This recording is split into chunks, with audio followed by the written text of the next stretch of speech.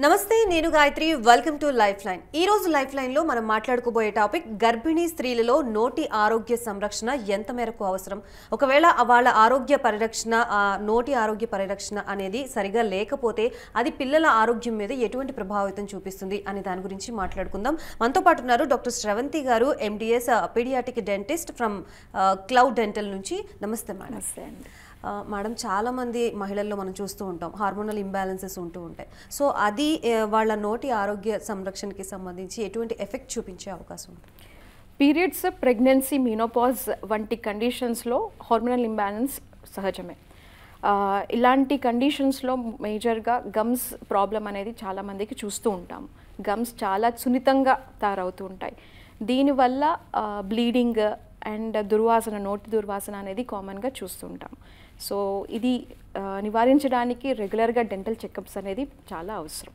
నార్మల్గానే మనం dental checkups అనేవి నార్మల్ పర్సనే తీసుకోవాలి అంటారు అలాంటిది ఈ ప్రెగ్నెన్సీ టైంలో మహిళలు దాని మీద ఇంకాస్త ఎక్కువ కేర్ తీసుకోవాలి అని అంటూ ఉంటారు ఎందుకు అవునండి యాక్చువల్గా అయితే ప్రెగ్నెన్సీ టైంలో ప్రొజెస్ట్రాన్ హార్మోన్ అనేది రిలీజ్ అవుతుంది ఈ ప్రొజెస్ట్రాన్ హార్మోన్ మేజర్గా గమ్స్ మీద ఎఫెక్ట్ పడుతుంది ఈ గమ్స్ని వాపులాగా తయారవుతుంది అనమాట ఆ వాపుతనంతో ఏమవుతుందని అంటే బ్లీడింగ్ అనేది చాలా చూస్తూ ఉంటాం సో యూజువల్గా చాలామంది గర్భిణీ స్త్రీలు డెంటల్ క్లినిక్స్కి వచ్చి మరీ అడుగుతూ ఉంటారు ఎందుకు ఇలా వస్తుంది నాకు అని చెప్పేసి సో మనం ముందుగానే చెప్తూ ఉంటాము రెగ్యులర్ చెకప్స్ అనేది చాలా అవసరం అని కూడా చెప్తాం మా ప్రొఫెషనల్ క్లీనింగ్ కూడా చేపిస్తాం ఓకే సో చాలామంది లేడీస్ రీసెంట్ టైమ్స్లో మనం చూస్తూ ఉంటే ఎక్కువగా స్మోక్ చేస్తున్నారు సో దానివల్ల ఎఫెక్ట్ ఏమైనా పడుతుందా లోపల ఉన్న బేబీకి చాలా ఎఫెక్ట్ పడుతుంది యాక్చువల్గా స్మోకింగ్ వల్ల ఏమవుతుంది అని అంటే గమ్స్ ప్రాబ్లం చాలా ఎక్కువగా అవుతుంది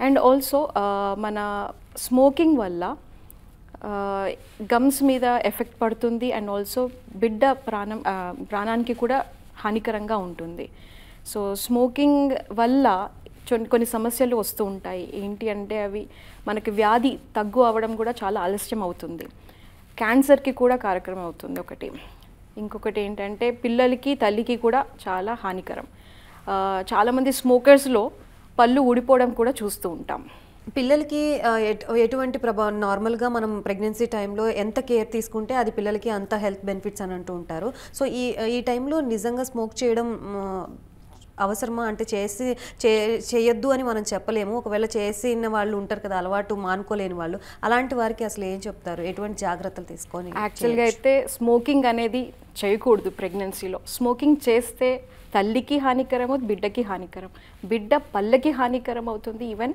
హెల్త్కి కూడా హానికరం అవుతుంది సో మొత్తానికి ఆపేయాలి ఓకే ఇటుపక్క శిశువు నోటికి సంబంధించి బేబీ బయటకు వచ్చిన తర్వాత కూడా ఎటువంటి కాంప్లికేషన్స్ ఏమైనా ఎదురవుతాయా చాలా కాంప్లికేషన్స్ ఎదురవుతాయి సో అందుకనే మనము స్త్రీలకు ముందు జాగ్రత్తగా చెప్తాము మనం ఎలాగైతే జెనెటిక్గా మనము కౌన్సిలింగ్స్ తీసుకుంటామో ముందుగానే పీడియాట్రిక్ డెంటిస్ట్ని కలవాలి అని చెప్పి నేను చెప్తాను వాళ్ళని డాక్టర్ అసలు వాట్ ఈస్ పీడియాట్రిక్ డెంటిస్ట్ చాలా మందికి అవగాహన ఉండకపోవచ్చు అసలు దాని గురించి చెప్తారా పీడియోడాంటిస్ట్ కానీ పీడియాట్రిక్ డెంటిస్ట్ అని పిలుస్తుంటాము వాళ్ళు యూజువల్గా చిన్నపిల్లల దంత ప్రత్యేకతను చూస్తూ ఉంటారు వాళ్ళు యాక్చువల్గా సో పళ్ళు అమరికని ఇంకోటి పళ్ళు ఎలా ఉండాలి అనేది మొత్తం చెప్తూ ఉంటారు వాళ్ళు షో టెల్ డూ అని టెక్నిక్ ఇంకొకటి డిస్ట్రాక్షన్స్ అనే టెక్నిక్స్ యూజ్ చేసుకుంటూ పిల్లలకి ఒక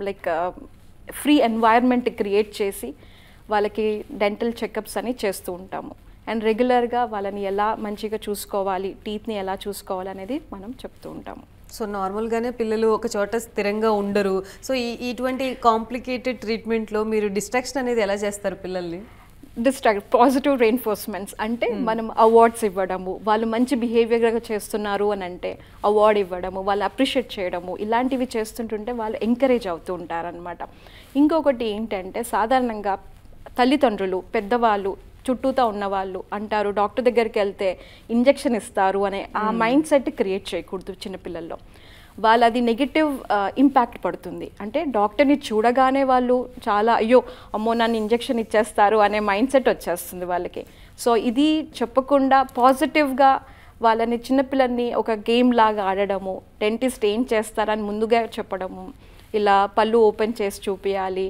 ఇవన్నీ చెప్తే వాళ్ళు కూడా హ్యాపీగా వస్తారు. సో ఇంట్లోనే అటువంటి చిన్న చిన్న సైన్స్ వాళ్ళు చూపించి చేయిస్తే హాస్పిటల్కి వచ్చిన తర్వాత ఆ ఎన్విరాన్మెంట్ చూసి కొంచెం భయపడకుండా ఉంటారు. అవును, ఈ మధ్య కాలంలో మనం ఫోన్స్ ఎక్కువ యూస్ చేస్తున్నారు కదా చిన్నపిల్లలు కూడా. యాప్స్ కూడా చాలా వచ్చాయి.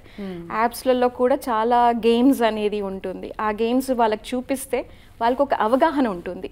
పీడియాట్రిక్ డెంటిస్ట్ అంటే ఏంటి, అయ్యో నా పళ్ళు పీకేస్తారు అనే మైండ్ సెట్లోనే ఉంటారు అందరూ. సో అది తక్కువైపోతుంది. సో చాలా మంది పిల్లలు మనం చూస్తూ ఉంటాము, మార్నింగ్ పూట వాళ్ళకి ప్రాపర్ బ్రషింగ్ అనేది ఉండదు కొంతమంది పిల్లలకి.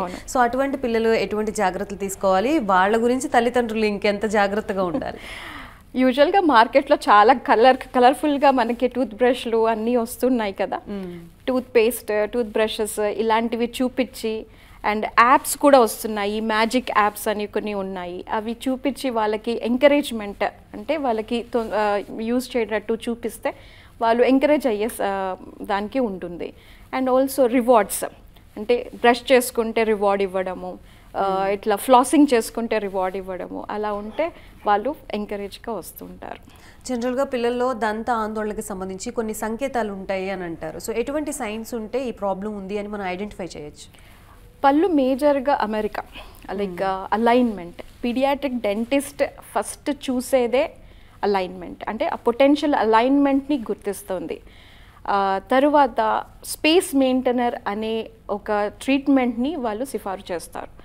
సో దీనివల్ల ఏమవుతుందని అంటే ప్రాపర్గా అలైన్మెంట్, టీత్ అలైన్మెంట్ అండ్ అంటే ముందు ఫ్యూచర్లో ఆర్థోడాంటిక్ ట్రీట్మెంట్ని తక్కువ చేసేటట్టు చేయొచ్చు మనం. ఓకే, ఈ పిల్లల్లో దంతాలు రాకముందే కూడా వాటి సంరక్షణ కోసం కొంత కేర్ తీసుకుంటూ ఉంటారు. అది ఎందుకు ఉపయోగపడుతుంది?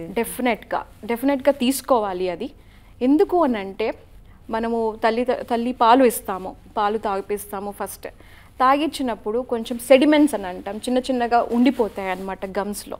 సో తల్లి ఎప్పుడైనా సరే పాలు తాగించిన వెంటనే గుడ్డతో కానీ కాటన్తో కానీ అలా తూడ్చేస్తే గమ్స్ చాలా బాగుంటాయి. అండ్ ఎప్పుడైతే ఫస్ట్ పన్ను చూసారో దాని తర్వాత చిన్న బ్రషెస్ దొరుకుతాయి మనకి మార్కెట్లో, లైక్ చిన్న ఫింగర్ బ్రషెస్. ఆ బ్రషెస్ యూస్ చేసుకుంటూ క్లీన్ చేసుకొని మంచిగా పెట్టుకుంటే బాగుంటుంది. ఓకే, జనరల్గా ఇప్పుడు మనం చూస్తున్నాము పెద్దవాళ్ళే ఏదైనా ఫుడ్ తీసుకున్న తర్వాత మౌత్ వాష్ అనేది మ్యాండేటరీ అయిపోయింది రీసెంట్ టైమ్స్లో. సో అదే పిల్లల విషయంలో అయితే ఎటువంటి కేర్ తీసుకోవాలి, వాళ్ళకి ఎలా ప్రాక్టీస్ చేయించాలి తల్లిదండ్రులు? నేను ఇది ఒకటి చెప్పగలుగుతాను. ఇప్పుడు వాళ్ళు ఎవరైతే బాగా ఇదిగా ఉంటారో, తల్లియో కానీ తండ్రియో కానీ, వాళ్ళని తీసుకొని వాళ్ళు పేరెంట్స్ ఎదుట పెట్టుకొని వాళ్ళని బ్రష్ చేయడం అనేది కొంచెం అలవాటు చేయాల్సి వస్తుంది పిల్లలకి. సో అలా చేస్తే వాళ్ళు ఎంకరేజ్ అవుతారు. అండ్ ఆల్సో మౌత్ వాష్ కూడా యూజ్ చేయడానికి నేర్చుకుంటారు. Flossing, mouth wash, regular checkups, professional cleanings చేయించుకుంటే బాగుంటుంది వాళ్ళకి. సో బ్రషింగ్ అనేది మనం రెగ్యులర్గా చేసే యాక్టివిటీ అయినప్పటికీ కూడా వాటి డైరెక్షన్స్ ఏ విధంగా చేస్తే ఎటువంటి బెనిఫిట్స్ ఉంటాయి, అసలు ఏది ప్రాపర్ డైరెక్షన్ అనేది చాలామందికి ఐడియా ఉండదు. సో దాని గురించి యాక్చువల్గా ఒక అపోహలలో ఉంటాం మనం పేరెంట్స్ అందరూ, ఇవి పాల పళ్ళే కదా ఊడిపోతాయి కదా అనే మైండ్ సెట్లోనే ఉంటారు అందరూ. యూజువల్గా ఈ పాలపళ్ళు యాక్చువల్గా అయితే ఈ పాలపల్లే స్పేస్ని క్రియేట్ చేస్తుంది, అంటే శాశ్వత పళ్ళుకి, పర్మనెంట్ టీత్కి, ఎరప్షన్కి కోసమని యూజ్ ఉంటుంది. సో ఇది ప్రాపర్గా అంటే లేకపోతే శాశ్వత పళ్ళు రావడానికి కొంచెం ఎగుడు దిగుడుగా వచ్చేస్తుంటాయి. సో దాన్ని కరెక్ట్ చేయడానికి మనం ఆర్థోడాంటిక్ ట్రీట్మెంట్స్ చూస్తుంటాం. ఇంకొకటి ఏంటంటే థమ్ సకింగ్ హ్యాబిట్ చాలామందికి ఉంటుంది. థమ్ సకింగ్ కొన్ని రోజులు పర్లా 1 ఇయర్ 1.5 ఇయర్ వరకు యూస్ చేయడంలో బాగానే ఉంటుంది. దానికన్నా మించి యూస్ చేస్తే ఈ థమ్ సకింగ్ హ్యాబిట్ వల్ల కూడా అమెరికా అంటే అలైన్మెంట్ పోతుంది అనమాట. దానికి మళ్ళీ ఆర్థోడాంటిక్ ట్రీట్మెంట్ చేయాల్సి వస్తుంది. సో చాలామంది పిల్లల్ని చూస్తూ ఉంటాం, గారాబం చేస్తూ ఉంటారు. పిల్లలు అనగానే చాక్లెట్సే మనం గిఫ్ట్గా ఇస్తూ ఉంటాం. సో ఈ చాక్లెట్స్ తినడం వల్ల చాలామంది పిల్లల పళ్ళు చాలా డిస్టర్బెన్స్గా ఉంటూ ఉంటాయి. సో మీరు పిల్లల్ని ఆ విషయంలో కంట్రోల్ చేయడానికి ఎటువంటి టిప్స్ చెప్తూ ఉంటారు? డిస్ట్రాక్షన్ ఇక్కడ పేరెంట్స్కి నేను ఒకటే చెప్తాను. ఇప్పుడు ఏదైనా ఒక పాపకి ఒక చిన్న చాక్లెట్ ఇచ్చాము, ఇచ్చిన వెంటనే 1 గంట వరకు ఏమీ తినిపించకూడదు. లైక్ వాటర్ అయితే తాగొచ్చు, కానీ తినిపించడం అనేది ఆపేయాలి. తినిపిస్తే ఏమవుతుందంటే ఆ ఎన్వైర్న్మెంట్, ఓరల్ ఎన్వైర్న్మెంట్లో ఎసిడిక్ లెవెల్స్ అనేది పెరుగుతుంది మనకి. దానివల్ల బ్యాక్టీరియా అనేది పెంచుతాం. సో దానివల్ల మనకి క్యావిటీస్ అనేది అవుతుంటాయి. సో ఇవన్నీ ఇరాడికేట్ అవ్వాలి అంటే పిల్లల్ని డిస్ట్రాక్ట్ చేయాలి. లైక్ మనం బుక్స్ చదివించడమో, గేమ్స్ ఆడిపించడమో అలా చేస్తే చాలా మటుకు క్యావిటీస్ అనేది తగ్గిపోతాయి పిల్లలు. మనం చాలా రోజుల నుంచి once in a day brush అనేది ఉండేది, ఇప్పుడు twice in a day brushing అనేది వచ్చేసింది. సో మార్నింగ్ నైట్ పడుకునే పోయే ముందు బ్రషింగ్ కంపల్సరీ అంటున్నారు. అసలు దీని వెనుక ఉన్న రీజన్ ఏంటి? మార్నింగ్ బ్రషింగ్ అనే habit and also night brushing అనే హ్యాబిట్ కూడా కంపల్సరీగా అవసరమైంది. సో మార్నింగ్ చేసిన దానికి అంటే ఆ ప్లాగ్ని మనం తీసేస్తున్నాం, అంటే టీత్ని సర్ఫేస్ని చాలా సాఫ్ట్గా చేసేస్తున్నాం. మనం తిన్న ఫుడ్ కానీ తిన్న ఆహారం కానీ అతుక్కోకుండా ఉండడానికి మనం బ్రషింగ్ చేస్తున్నాం. సేమ్ రాత్రి కూడా సేమ్ అలా చేస్తే ఏమవుతుందని అంటే ఈజీగా మెయింటైన్ చేయగలుగుతాం అన్నమాట. కొంతమంది మిల్క్కి ఆల్టర్నేటివ్గా సిప్పర్స్ యూజ్ చేస్తూ ఉంటారు కదా, ఫ్రూట్ సిప్పర్స్ కానీ, అవి యూజ్ చేయొచ్చా? యూజ్ చేస్తే దాని క్లీనింగ్ అనేది ఏ విధంగా ఉండాలి? యూజ్ చేయొచ్చు, కానీ కొంతకాలం వరకు, అది 1.5 year వరకే. తర్వాత యూజ్ చేయకూడదు. ఎందుకంటే ఇది 1 year తర్వాత పళ్ళు అనేది ఎరప్షన్లో వస్తుంటాయి కాబట్టి ఆ అమెరికాని మార్చకుండా అలా పెట్టుకోవాల్సి వస్తుంది. సో యూజ్ చేయొచ్చు అని నేను చెయ్యకూడదని నేను అనట్లేదు, చెయ్యొచ్చు, కానీ సర్టన్ పీరియడ్ ఆఫ్ టైం వరకు చేయొచ్చు. ఓకే. సో డాక్టర్ గారు, పిల్లల దంత ఆందోళనకి సంబంధించిన కొన్ని సంకేతాలు ఉంటాయి అని అంటారు. తల్లిదండ్రులు వారి భయాన్ని కూడా తగ్గించడంలో ఎటువంటి కేర్ తీసుకోవాలి, వాటికి ఎలా సహాయపడతాయి? యూజువల్గా మనము చిన్నపిల్లల్ని డాక్టర్ దగ్గర తీసుకెళ్లే వారికి ఎలా ఉంటారు, ఏడుస్తూ ఉంటారు, వాళ్ళ అమ్మ నాన్నని గట్టి పట్టుకొని ఉంటారు. సో అలాంటి వాళ్ళని మనము ట్రీట్మెంట్ చేయించడం అనేది చాలా కష్టంగా ఉంటుంది. సో నేనేమంటానంటే తల్లిదండ్రుల్ని ముందుగానే ప్రిపేర్ చేయడం అనేది కంపల్సరీగా ఉంటుంది. పిల్లల్ని ఇంట్లోనే వాళ్ళకి చెప్పడము, లైక్ డాక్టర్ గారు ఇలా చేస్తారు, నువ్వు అను చూస్తాను, నీ పళ్ళు చూస్తాను అంటే పాపనో బాబునో వాళ్ళ మీద లైక్ చూపిస్తే వాళ్ళు హ్యాపీ ఫీల్ అవుతారు. ఓహో ఇలానే ఉంటుంది, డెంటల్ విజిట్ అంటే చాలా హ్యాపీగా ఉంటుంది అనే మైండ్ సెట్ అనేది వస్తుంది వాళ్ళకి. ఇంకోటి ఏంటంటే నువ్వు వస్తే ఏమంటారు, నెగిటివ్గా మనము చెప్పకూడదు పిల్లలకి. అంటే అక్క చెల్లెలు కానీ, అమ్మ నాన్న కానీ, పెద్దవాళ్ళు కానీ, అంటే చుట్టూతో ఉన్న వాళ్ళు కానీ కనీసం నెగిటివ్గా ఒక మాట లైక్ ఇంజెక్షన్ ఇస్తారు, లేకపోతే ఇలా చేస్తారు, అలా చేస్తారు అని అదొక మాట అనేది చెప్పుకుంటే బాగుంటుంది పిల్లలకి. సో వాళ్ళు హ్యాపీగా ఎన్వైర్న్మెంట్ అంటే మంచి ఎన్వైర్న్మెంట్లో వచ్చి చేయించుకుంటారు. సో ముందస్తు డెంటల్ విజిట్స్ భవిష్యత్తులో ఆర్థోడాంటిక్ సమస్యను నివారించడంలో సహాయపడతాయి అన్నది నిజమేనా? అది ఎలాగా? అవునండి, చాలా నిజము. పీడియాట్రిక్ డెంటిస్టే ఉన్నది దానికి. యాక్చువల్గా పీడియాట్రిక్ డెంటిస్ట్ ఏం చేస్తారనంటే ఈ ముందు వచ్చే సమస్యలు లైక్ మాల్ అలైన్మెంట్స్ ఇవన్నీ ముందుగానే గుర్తించి దానికి కావాల్సిన ట్రీట్మెంట్స్ ఇస్తారు. చాలా మటుకు ఈ చిన్నపిల్లల పళ్ళు స్థలాన్ని అంటే మన పర్మనెంట్ టీత్కి స్థలం అనేది ఏర్పడుతుంది. అందరూ అనుకుంటారు ఒక అపోహనంలో, లైక్ పేరెంట్స్ అనుకుంటారు ఇది ఊడిపోయేది కదా మేడం, ఎందుకు చేయడం, ఈ ట్రీట్మెంట్ ఎందుకు చేయడం అని అంటారు. కానీ ఈ ట్రీట్మెంట్ చేయించుకుంటే ఒక్కొక్క పన్ను ఏ టైంలో ఊడాలనేది ఉంటుంది యాక్చువల్గా. సో అది ఊడి మామూలుగా ఆ పన్ను వస్తే మనకి ప్రాపర్గా ఉంటుంది, రాలేదు అంటే ఈ ఆర్థోడాంటిక్ ట్రీట్మెంట్స్ అనేది ఉంటాయి. ఓకే. జనరల్గా బాటిల్ ఫీడింగ్ చేస్తూ ఉంటారు కొంతమంది పేరెంట్స్. అయితే బాటిల్ ఫీడింగ్ చేయడం వల్ల నోటి ఆరోగ్య సమస్యలు ఏమైనా వచ్చే అవకాశం ఉంటుందా? ఉంటుందండి. యూజువల్గా తల్లిపాలు ఇచ్చినప్పుడు మన దవడ వెనక టీత్ లైక్ మన మోలార్ టీత్ అని అంటాం కదా, దీనికి అభివృద్ధికి మంచిగా ఉంటుంది యాక్చువల్గా. బాటిల్ ఫీడింగ్ వల్ల ఏమవుతుంది అంటే కొన్ని రోజుల వరకు బాగుంటుంది, బట్ కొన్ని రోజుల తర్వాత లైక్ 1 or 2 years తర్వాత పిల్లలకి 1 or 2 years తర్వాత ఈ బాటిల్ ఫీడింగ్ వల్ల టీత్ అలైన్మెంట్ మాల్ అలైన్మెంట్ అయిపోతుంది అన్నమాట. దానివల్ల మళ్ళీ అగైన్ చాలా సమస్యలు వచ్చే ఛాన్సెస్ ఉంటాయి. సో జనరల్గా పిల్లల దంతాల గురించి తల్లిదండ్రులు చాలా అపోహలు ఉంటాయి, అలాగే వేరే చెప్పిన మాటలు విని వాళ్ళు ఇంకా కంగారు పడిపోతూ ఉంటారు. సో అవన్నీ మర్చిపోయి పిల్లల్ని కాదు ఇప్పుడు పేరెంట్స్ని డిస్ట్రాక్ట్ చేయాల్సిన అవసరం ఎంతైనా ఉందనుకోవచ్చు. సో వాళ్ళకి ఏం చెప్తారు మీరు? పేరెంట్స్ అదే కంగారు పడకూడదు. ఫస్ట్ నుంచే వాళ్ళు కౌన్సిలింగ్స్ తీసుకుంటే కొంచెం బాగుంటుంది. పిల్లలు విషయంలో ఎందుకంటే వాళ్ళకి ఏమి తెలీదు, చిన్నపిల్లలు కాబట్టి వాళ్ళు తింటారు, గ్రాబ్ చేసుకొని అన్నీ తింటూ ఉంటారు. మనం ముందు జాగ్రత్తగా వాళ్ళని కొంచెం కంట్రోల్లో పెట్టుకొని మనం చేయాల్సినవి చేస్తే, అంటే యాజ్ అ పేరెంట్ అన్నీ చేసుకుంటూ వాళ్ళకి తుడవడం కానీ, బ్రష్ చేయడం కానీ, చిగుర్లను క్లీన్ చేసుకోవడం కానీ ఇలా చేస్తే ఈ సమస్యలు రాకుండా ఉంటాయి. అండ్ డెంటిస్ట్ దగ్గరికి రాగానే ఎందుకు మేడం ఇది ట్రీట్మెంట్ అనకుండా చెప్తే బాగుంటుంది. లైక్ ఇది ప్రాపర్గా ట్రీట్మెంట్ చేయించుకుంటే వాళ్ళకు కూడా హ్యాపీ అనిపిస్తుంది. సో జనరల్గా కిడ్స్లో మనం చూస్తూ ఉంటాము, బాగా చిన్నపిల్లలు అయితే వాళ్ళ దగ్గర మిల్క్ స్మెల్ అనేది వస్తూ ఉంటుంది. సో దాన్ని అవాయిడ్ చేయడానికి ఏమైనా ఉంటుందా? అదేముండదు అండి, అది నార్మల్. యాక్చువల్గా చిన్నపిల్లల దగ్గర రావడం అది సహజమే. అదే మనం క్లీన్ చేసుకోవాలి. అంటే పన్ను రాకముందే గమ్స్ని క్లీన్ చేసుకుంటే, లైక్ నార్మల్గా మన కొంగుతోనే వాళ్ళకి ఏది దొరకకపోతే జస్ట్ కొంగుతోనే ఇలా చుట్టుకొని క్లీన్ చేయడము అలా చేసుకుంటే పళ్ళు అనేది ప్రాపర్గా వస్తాయి. అండ్ వాళ్ళకి తెలియదు కదా, చిన్నపిల్లలు వాళ్ళకి ఏం తెలుస్తుంది, మనం అనుకుంటాం చిన్నపిల్లలు చాక్లెట్లు తింటేనే వస్తుంది అని చెప్పేసి, కానీ మనకు దానికన్నా ముందు పేరెంట్సే పాలు ఇచ్చి అంటే చూసుకోకపోతే పాడేయడం అనేది చూస్తుంటాం మనం. ముఖ్యంగా మనము టీత్లో చూసుకుంటే టీత్ అలైన్మెంట్ అనేది ఒక్కొక్కరికి డిస్టర్బెన్స్గా ఉంటుంది, ఎగుడు దిగుడుగా ఉంటుంది.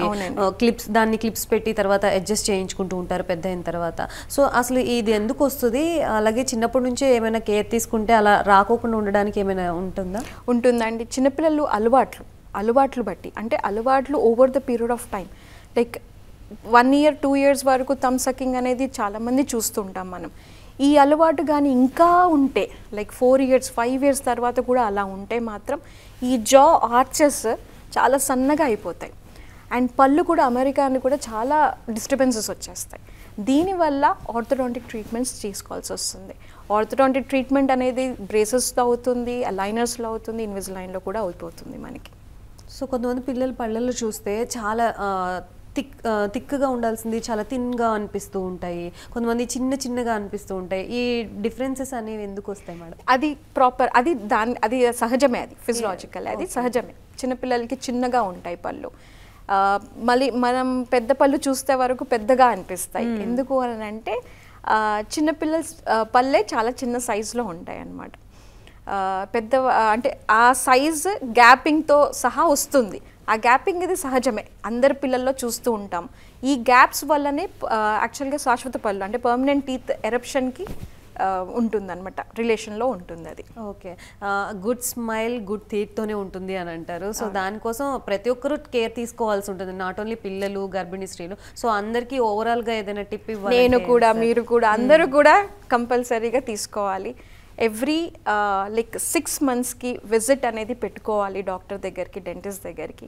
Regular checkups, regular cleaning, flossing encourage చేస్తే చాలా బాగుంటుంది. సో క్లౌడ్ డెంటల్లో ట్రీట్మెంట్ ప్రొసీజర్ ఏ విధంగా ఉంటుంది? చాలా బాగుంటుంది, చాలా ప్లెజెంట్గా ఉంటుంది. అండ్ మేము ప్రత్యేకతగా 100% స్టెరిలైజేషన్ అనేది మేము పాటిస్తాం ఎక్కడో లైక్ ఆ స్టెరిలైజేషన్ ఎందుకు పాటిస్తామంటే ఈ క్రాస్ ఇన్ఫెక్షన్స్ అనేది చాలా ఎక్కువగా చూస్తూ ఉంటాం మనము బయట కూడా. బట్ క్లౌ పద్ధతే అది అన్నమాట, మాకు కమిట్మెంట్ ఉంటుంది. ఎంత స్టెరిలైజేషన్ 100% స్టెరిలైజేషన్ అనేది చూస్తుంటాము. అండ్ ట్రీట్మెంట్ కూడా స్పెషాలిటీ వైజ్లో వెళ్తుంది. ప్రతి స్పెషాలిటీకి ప్రతి డాక్టర్ ఉంటారు అక్కడ. ఇంప్లాంట్స్కి implants, paediatric dentist, gum specialist ఉంటారు, టీత్ రూట్ కెనాల్ స్పెషలిస్ట్ ఉంటారు. అలా వస్తే బాగుంటుంది. సో జనరల్గా పెద్దవాళ్ళకైతే కొంచెం ఇంజెక్షన్ చేసి ట్రీట్మెంట్ అనేది చేస్తుంటారు. పిల్లల్లో ట్రీట్మెంట్ ప్రాసెస్ ఏ విధంగా ఉంటుంది? ఇంజెక్షన్ చేయాల్సి వస్తుంది. పెయిన్ ఉన్నప్పుడు కంపల్సరీ చేయాల్సి వస్తుంది. అది ఆ పెయిన్ రాకుండా ఇరాడికేషన్ చేసుకోవాలంటే ప్రివెంటివ్ మెథడ్స్ అనేది బ్రషింగ్, రెగ్యులర్ చెకప్స్ ఇవన్నీ చేసుకుంటే ఆ పెయిన్ అనేది కనిపించకుండా ఉంటుంది పిల్లలకి. పెయిన్ వచ్చింది అని అంటే మాత్రం కంపల్సరీగా మనము ఇంజెక్షన్ ఇచ్చే ట్రీట్మెంట్ చేయాల్సి వస్తుంది. ఇంజెక్షన్ ఇవ్వడం అయితే కామన్ ఎవరికైనా, కాకపోతే ఆ ఇంజెక్షన్ తర్వాత పెద్దవాళ్ళకైతే కొంచెం పెయిన్ కిల్లర్స్ అవన్నీ ఇస్తూ ఉంటారు. చిన్నపిల్లలకు కూడా పెయిన్ కిల్లర్స్ సిరప్స్ ఉంటాయి, ఇవ్వాల్సి వస్తుంది. యాంటీబయాటిక్ ఇవ్వాల్సి వస్తుంది, ఎందుకంటే ఇన్ఫెక్షన్ ఉంది కాబట్టి అది తీయాలి అని అంటే కంపల్సరీగా మనం యాంటీబయాటిక్ ఇస్తుంటాం. సో ఈ చాక్లెట్స్ అవన్నీ తినే పిల్లలకి ఈ రూట్ కెనాల్ ప్రాసెస్ అయితే ఏ విధంగా ఉంటుంది? రూట్ కెనాల్ ప్రాసెస్ పిల్లల్లో పెద్దవాళ్ళు చాలా డిఫరెంట్ ఉంటుంది.